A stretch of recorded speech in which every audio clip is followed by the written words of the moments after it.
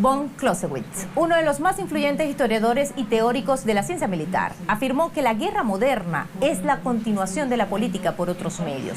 En su obra titulada De la guerra y publicada en 1832, Clausewitz define el objeto mismo de la guerra, separando claramente entre el fin militar y el político.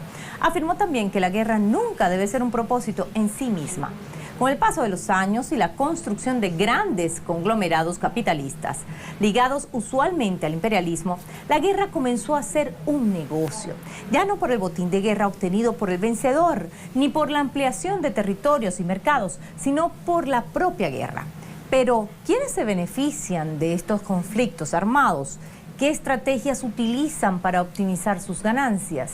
¿Cómo evaden las violaciones a los derechos humanos producto de sus operaciones y quedan, además, totalmente impunes?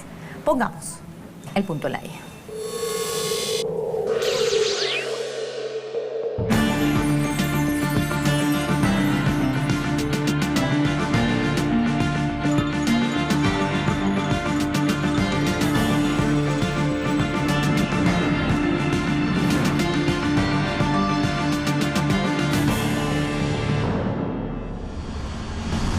En agosto de 2018, Trump firma el presupuesto militar más grande en la historia de los Estados Unidos.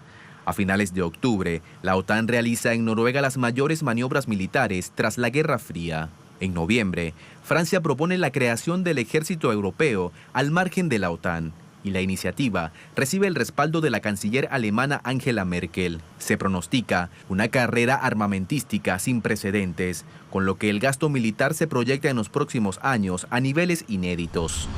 Según el Instituto Internacional de Estocolmo, SIPRI, para 2017 el Reino Unido ya había vendido en tercer lugar el número de armas.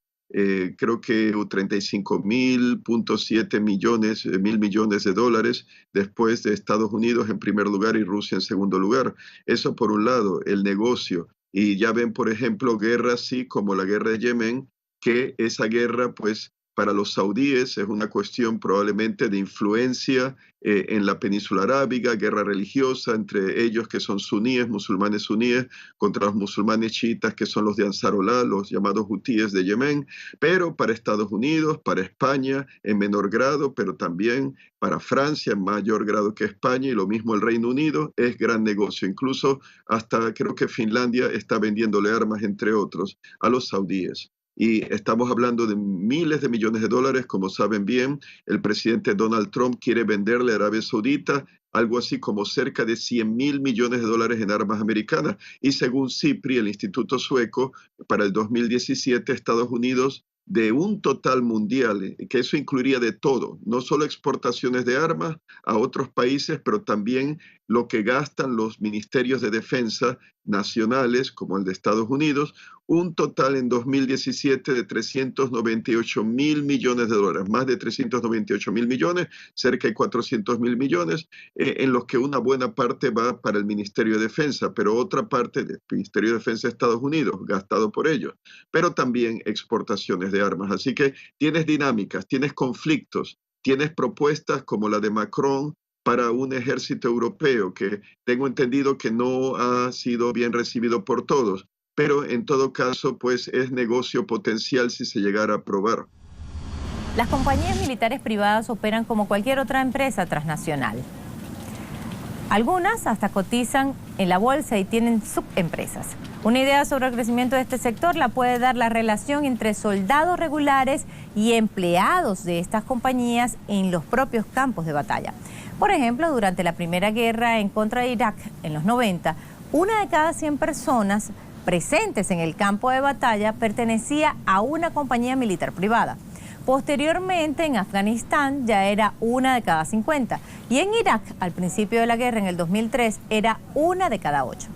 Estas compañías, generalmente fundadas por antiguos militares de alto rango, asumen hoy ya no solo tareas de asesoramiento y seguridad, sino cada vez más misiones de combate.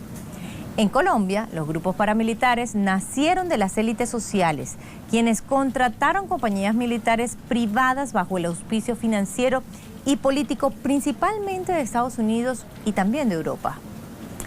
Posteriormente, A principios del siglo XXI, con el llamado Plan Colombia, a través del cual Estados Unidos pretendía combatir a los grupos guerrilleros y los carteles del narcotráfico, más del 70% de los fondos asignados se destinaron a objetivos militares y la mayoría terminó en los bolsillos de estas compañías militares privadas y también de los fabricantes de armas de Estados Unidos.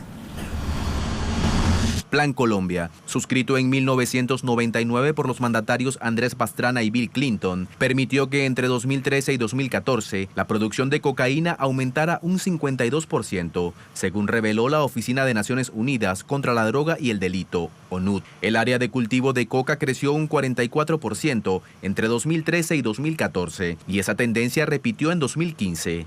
La propia Casa Blanca tuvo que admitir que en 2015 hubo 160.000 hectáreas cultivadas con coca y que la producción se ha triplicado desde 2014 a la actualidad. Estados Unidos destinó más de 12.000 millones de dólares en ayuda, principalmente militar, para el desarrollo de este plan, que ha permitido a la Casa Blanca legitimar el emplazamiento de 7 bases militares y tener una absoluta injerencia en un país próximo a las reservas petroleras de Venezuela.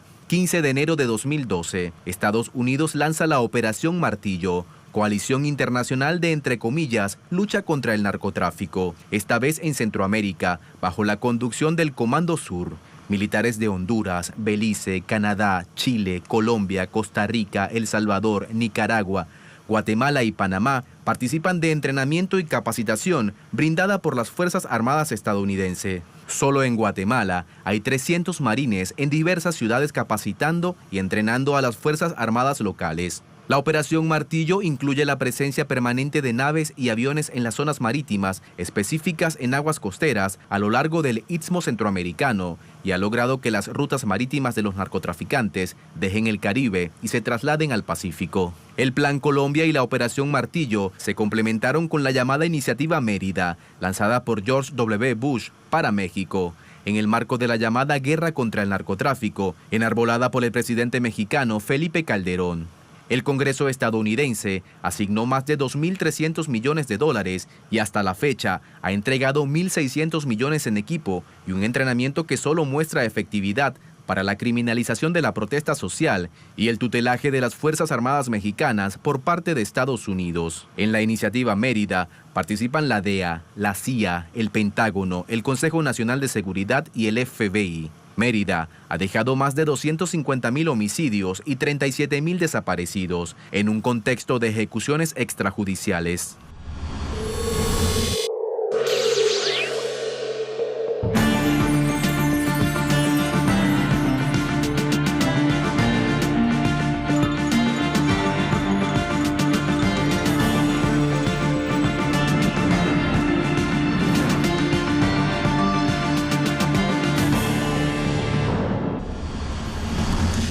Según las últimas estimaciones de organismos internacionales adscritos a la ONU, el índice de pobreza global de 2018 señala que aproximadamente 1.300 millones de personas viven en la pobreza multidimensional, lo que representa casi una cuarta parte de la población de 104 países del planeta. La mitad de estos pobres son niños y niñas, pero mientras tanto, anualmente se gastan en el mundo 370.000 millones de dólares en compra de armas, lo que significa que cada día se consumen 1.000 millones de dólares en equipamiento militar. La gran mayoría de ese gasto es gestionado por el Departamento de Defensa de Estados Unidos, que es el encargado de coordinar y supervisar todas las agencias y funciones del gobierno relacionadas directamente con la seguridad nacional y las Fuerzas Armadas de ese país. Este departamento posee más de 2 millones de soldados en servicio activo, marineros, infantes de marina, pilotos y trabajadores civiles, y más de 1 millón de soldados en la Guardia Nacional y miembros del Ejército, Armada, Fuerza Aérea y en la Reserva del Cuerpo de Marines. El total general del servicio activo es de más de 3.2 millones de militares y civiles, lo que convierte a Estados Unidos en el mayor empleador en el ámbito mundial, pero para la guerra. De acuerdo con el último informe del Instituto Internacional de Investigación de la Paz de Estocolmo, publicado a finales de 2016, En ese año se vendieron 374.800 millones de dólares en armas, lo que representa un aumento del 1.9% respecto al año precedente. Y por primera vez en 5 años, las ventas de las 100 principales compañías de armas del mundo se incrementaron.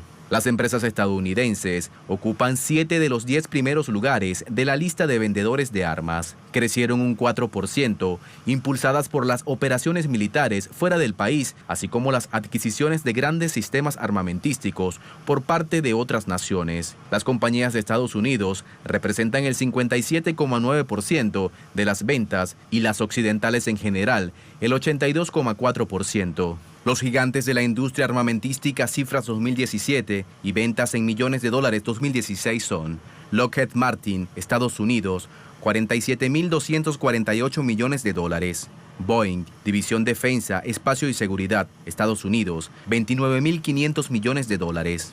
BAE Systems, Reino Unido, 25.600 millones de dólares. Raytheon, Estados Unidos, 24.069 millones de dólares. Northrop Grumman, Estados Unidos, 24.508 millones de dólares. En el tema de países que, porque tienen una ideología económica neoliberal, el Estado no debe de intervenir en la empresa privada, o sea, en la empresa, no debe haber empresas estatales, tienen que ser privadas, pues cuando Trump dice, vamos a venderle 100.000 millones de dólares a Arabia Saudita, se traduce automáticamente en beneficios para las empresas privadas de defensa americana. Y bueno, hay distintos, están las grandes empresas de defensa militar, como pues Lockheed Martin. Ellos, según CIPRI, este Instituto de Estudios Internacionales de Estocolmo, pues habría ganado en 2017 la corona de las 100 empresas de defensa más grandes exportadoras del mundo, 44.000 millones de dólares. Claro, no solo en exportación, también que les compra el Departamento de Defensa, en particular 2 aviones caza de quinta generación invisibles al radar F-35, que son muy caros, más de 100 millones por avión.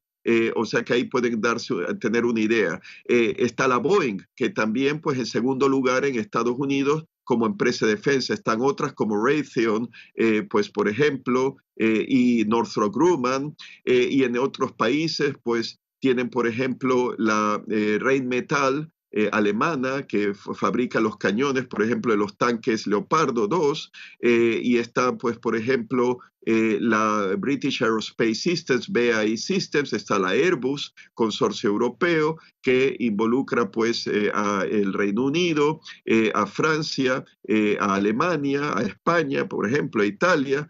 Así que hay varios actores allí y las empresas, al menos en cuanto al mundo occidental se refiere, que sigue una ideología económica neoliberal, la libre empresa, salen muy beneficiadas. Eso es en lo militar. Pero en armas ligeras, que eso ya sería otra categoría, pues las americanas, por ejemplo, ya mencioné Brasil, está la Taurus, por ejemplo, que fabrica armas ligeras brasileñas de mucho prestigio y se vende mucho en Estados Unidos. Creo que el 54% de la venta de armas del Brasil, que la mayoría en ese caso sería ligera, es Estados Unidos, el principal cliente de armas brasileñas, 54%. Yo diría armas ligeras, sobre todo para el mercado civil. Pero en Estados Unidos tiene la Colt de pistolas, Smith & Wesson, High Standard, por ejemplo, que venden armas, Bushmaster, y allí México es un importante cliente, las fuerzas de seguridad, un valor de 123 millones de dólares. México en armas a Estados Unidos, la mayor parte ligera, pero hay un montón de armas ligeras que se venden legalmente dentro de Estados Unidos, pero se trafican ilegalmente a México para los narcoterroristas, los cárteles de la droga. Así que ese es otro punto. Las empresas privadas. Y por eso ya ven que Estados Unidos se aferra la Asociación Nacional del Rifle al derecho constitucional americano, de la segunda enmienda, el derecho a portar armas, los civiles, los ciudadanos. ¿Por qué? También es gran negocio, gran negocio para un sector de la industria manufacturera americana que no ha colapsado con la globalización. Ya saben que industrias del acero, manufactureras, de telas, de todo, se han ido fuera del país, pero las de armas siguen siendo bollantes. Y eso es un gran negocio, tanto para la venta legal como lamentablemente la venta ilegal, que seguramente el gobierno americano y esas empresas y los comerciantes de armas, los que venden las armas en sus tiendas, saben muy bien que hay un negocio ilegal que ellos toleran porque, claro, es negocio para ellos. La guerra es un gran negocio, sobre todo para el llamado complejo militar industrial, una red que engloba una amplia gama de contratos, recursos y flujos monetarios que circulan entre los contratistas privados de defensa, los congresos de los países y también sus gobiernos. Recientemente se cumplieron 100 años del fin de la Primera Guerra Mundial. Muchas cosas han cambiado desde entonces en el ámbito armamentístico, entre ellas la reciente tendencia a privatizar la guerra a partir de las llamadas compañías militares privadas, una suerte de mercenarios modernos. Estas empresas de seguridad satisfacen cada vez más los requisitos de la élite mundial capitalista para la protección de sus activos. Por ejemplo, los servicios van desde protección, seguridad personal para ejecutivos y sus familias, la protección de las zonas residenciales y de trabajo, asesoramiento militar táctico y formación de las policías nacionales y fuerzas armadas en países devastados por la guerra o considerados por esta élite como estados fallidos.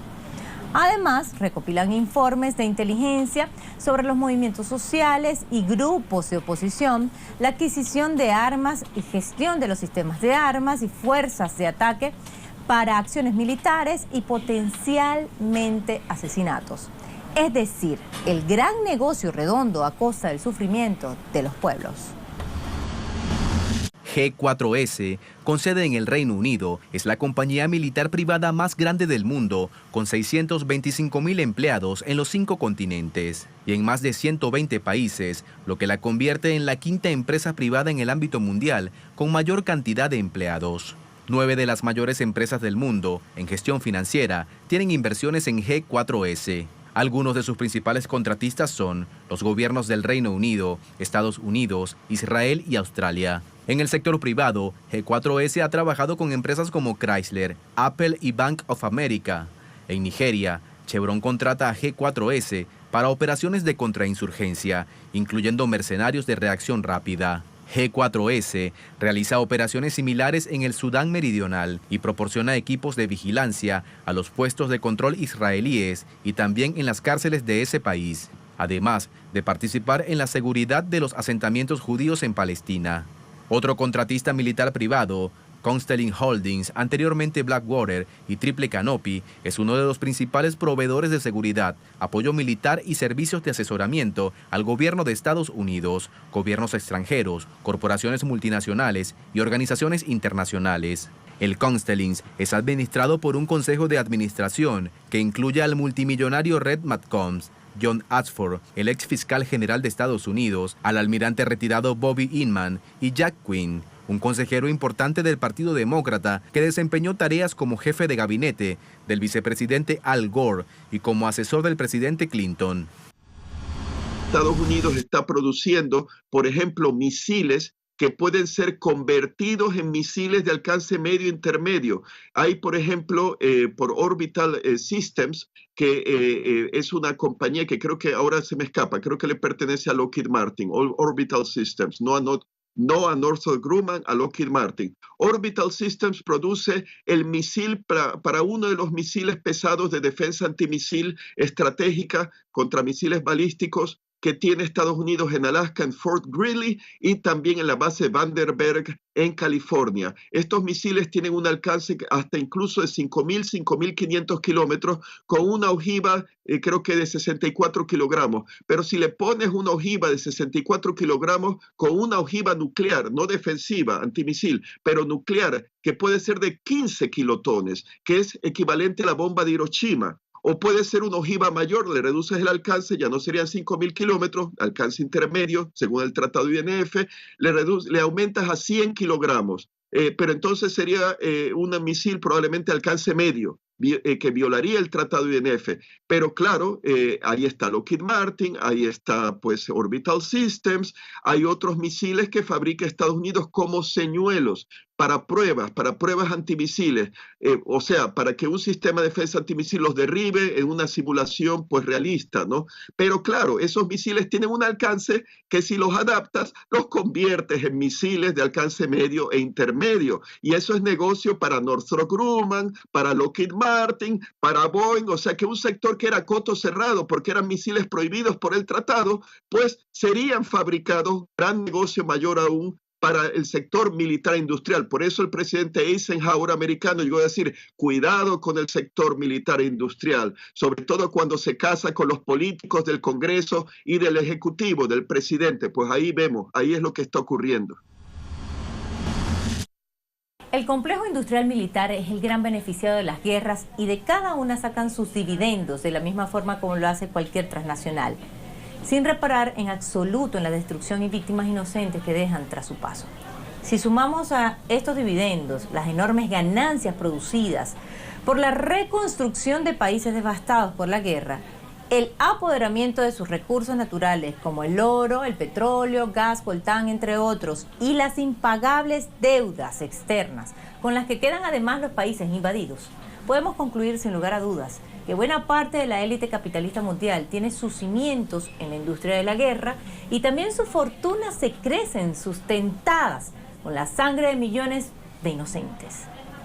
Cabría preguntarse entonces si son realmente los gobiernos y la clase política quienes definen los conflictos bélicos, o más bien son estos unas marionetas empleadas por el complejo militar industrial, que actúan en nombre de la democracia y la libertad y generan guerras e intervenciones para defender los derechos humanos. Pusimos el punto al aire.